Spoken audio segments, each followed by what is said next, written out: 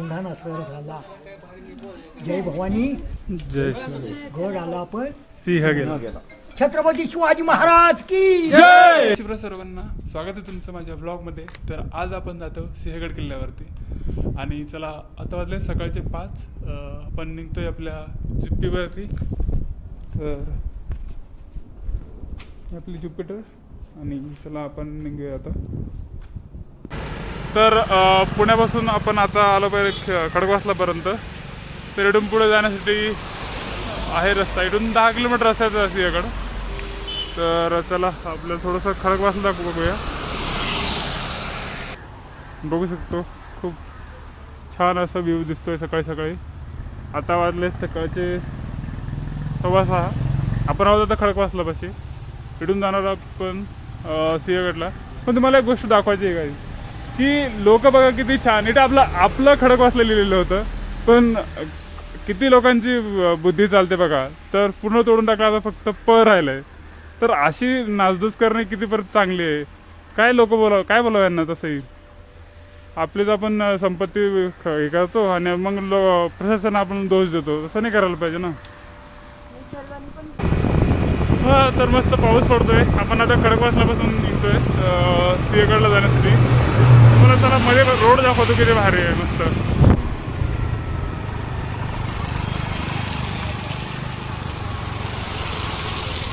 तर आपण आता आहोत डोंजे गावामध्ये. तिकडून आपण एक बघू शकतो इथे सिंहगडला जाण्यासाठी 2 पायऱ्या आहेत. इकडून ह्या मार्गे जर गेलो आपण तर 9 किलोमीटर पडेल आणि इकडून 5 चारांसाठी 2.5 किलोमीटर पडेल. तर आज आपण जाणार आहोत पादचारी मार्गाने. तर तुम्हाला टाईम नसेल किंवा डायरेक्ट वरती जायचं असेल तर तुम्ही ह्या मार्गे जाऊन ट्रॅव्हलिंग करून तुम्ही वरती जाऊ शकता. आणि ज्यांना चालत जायचं असेल तर इकडून 2.5 किलोमीटर एक रूट आहे वरती जाण्यासाठी. तर आपण तिकडून ट्रेकिंग करून वरती जाऊ शकतो. तर चला आपण तर ट्रेकिंग करूनच वरती जाणार आहोत. तर चला बघू.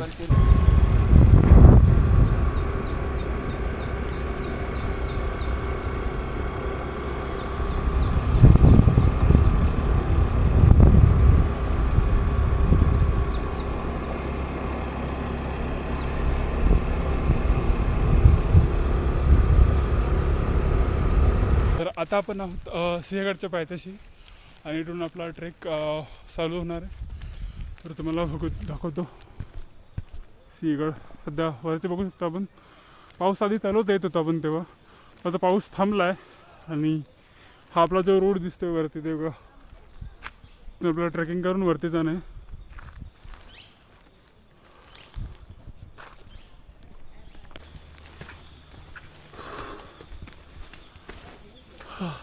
तर इथून आपल्या ट्रेकिंगसाठी सुरुवात झाली आहे. बघू शकतो रोड तर आहे ना तसा दगडांचा.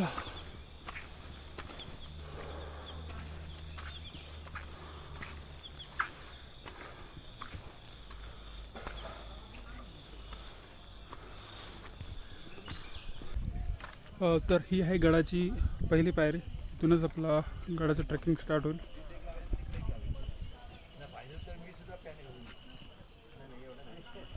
तर जेव्हा खाली ट्रेक चालू होता तर असं वाटलं तर पाऊस येईल. पण आता तर पूर्ण ऊन पडले. रेनकोट घातला होता तो पण काढून टाकलाय.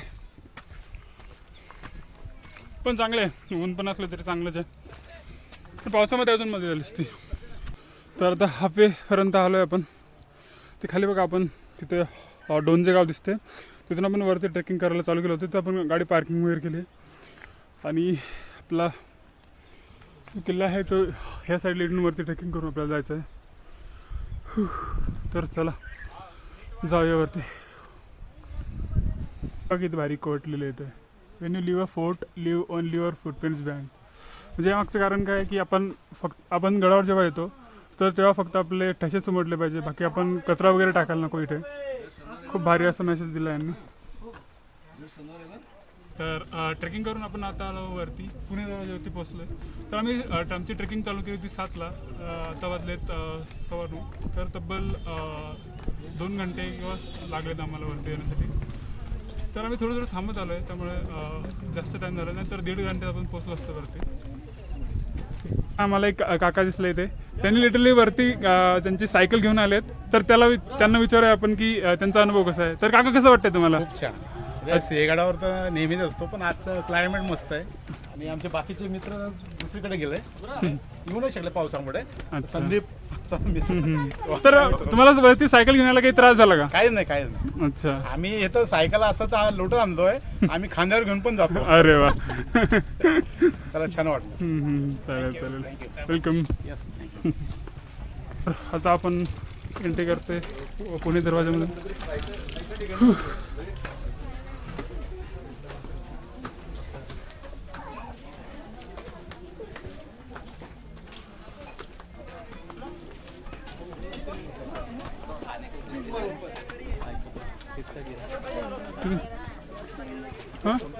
हां घेऊ शकते, घे ना. चालतं शेंगा चालतं. हां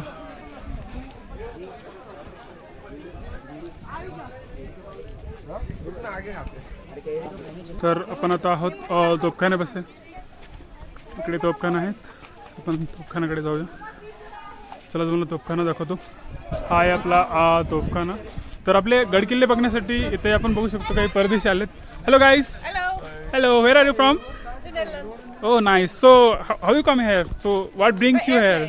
No, what brings you here? No, what brings you here? Business. Oh, okay. No, I'm doing this place.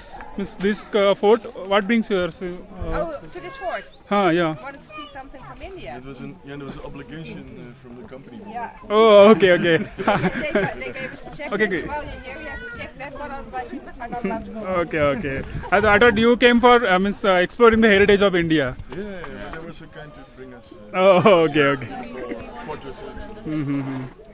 Okay. Nice. आपण आता आहोत मोरदोची तोफवरती.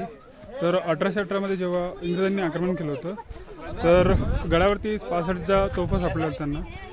त्यांनी पूर्ण खाली फेकून दिलं होतं किंवा खराब केलं होतं. त्यापैकी एक जी तोफ होती तर ती मोरदोरीमध्ये सापडली होती, तर तिला मोरदोची तोफ म्हणतात. तर हे एकच वरती उरली.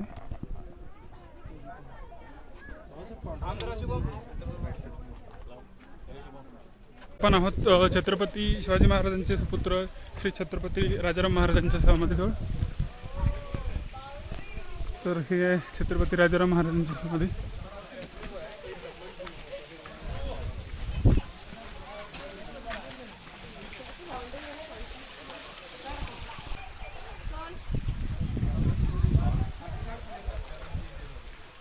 तर आता आपण आहोत नरवीर तानाजी मालुसरे यांच्या समाधीपासून. तर बघून खूप भारी वाटते. काय त्या काळातलं निष्ठा होती की आपल्या मुलांचं लग्न असून महाराजांना तो बोलला की आधी लगीन करून आणायचं, मग माझ्या राहायचं. तर काय ते निष्ठा होती त्या काळामध्ये की आपलं असून सगळं ते सोडून, आपल्या मुलाचं लग्न सोडून ते राजांचे कार्य करण्यासाठी ते आले. आधी या गडाचं जेव्हा वीरगती पावडली, पण तेव्हा शिवाजी महाराज त्यांना भेटायला आले.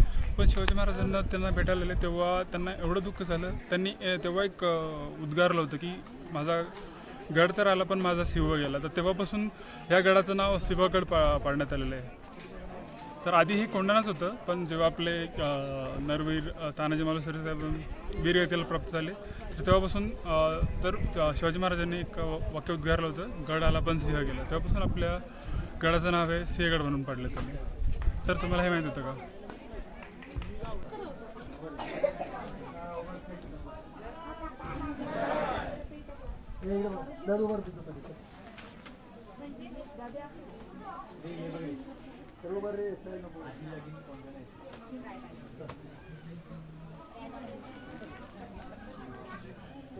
फसवत इथपर्यंत पोहोचले आणि या ठिकाणी उदय भानूचा तलवारीचा वार झाला आणि तानाजी मालुसरे इथं दारार तीर्थी कोसळले. 4 फेब्रुवारी इसवी सन 1670 साली तानाजी मालुसरे यांनी या ठिकाणी 4 फेब्रुवारी इसवी सन 1670 साली तानाजी मालुसरे यांनी गड कोंढाणा किल्ले, मोगलांचा किल्लेदार होता दिल्लीचा बादशाह औरंगजेबाचा लढाऊ किल्लेदार रणशूर उदयभान राठोड यांच्यापासून तानाजी मालुसरेने गडाच्या पश्चिमेच्या बाजूनं 600 फूट खोल दरीतून यशवंत घोरपडे बंधूपासून द्रोणागिरीचा कडा चढून छापा घालून आणि उदयवनास ठार मारून या ठिकाणी प्राण अर्पण केले गेले. म्हणून महाराजांनी त्यांच्या अद्भुत पराक्रमाची एक स्मारकशिला म्हणून महाराष्ट्राच्या इतिहासात तरुण पिढीला आणि पिढीला हा इतिहास समजेल असा या ठिकाणी महाराजांनी त्याला अद्भुत असा मजबूत करून तानाजी मालुसरेंच्या स्मरणीय त्यांच्या स्मृती समाधीची स्थापना केली आणि महाराष्ट्राच्या इतिहासात एक घड आला पण सम गेला असं वर्तवलं आणि या ठिकाणी दुःख व्यक्त करून महाराजांनी दुःख व्यक्त केलं. उदयभानूच्या प्रेताला 80 वर्षे शिलार मामानं कल्याण दर्जावर उदयभानूला ठार मारला आणि गड विजयी झाला म्हणून घोषित केला. बालेकिल्ल्यावरती पागेची गंध पेटवली. किल्ले राजगडाला संदेश पोचला. राजगडावरनं जिजाऊन महाराजांना पाठवलं गेलं. शुभा आता तुम्ही जाऊ शकता गडाला. माझा लाडका कोंढाणा सर झाला. जय भवानी. जय शिवाजी. गड आला पण सिंह गेला. छत्रपती शिवाजी महाराज की जय.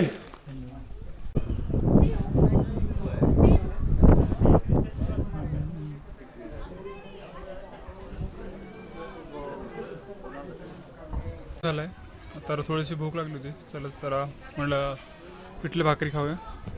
तर सिंहगडावरती खूपच फेमस असं पिठलं भाकरी थाट आहे. तर खूप दुरून लोक हे खाण्यासाठी येतात. तर तुम्ही जर सिंहगडा व्हिजिट करत असाल तर नक्की तुम्ही ट्राय करा पिठलं भाकरी थाट. आणि इथलं दही पण खूप असं क्रीमी आहे, टेस्टी आहे. तर चला खाऊया.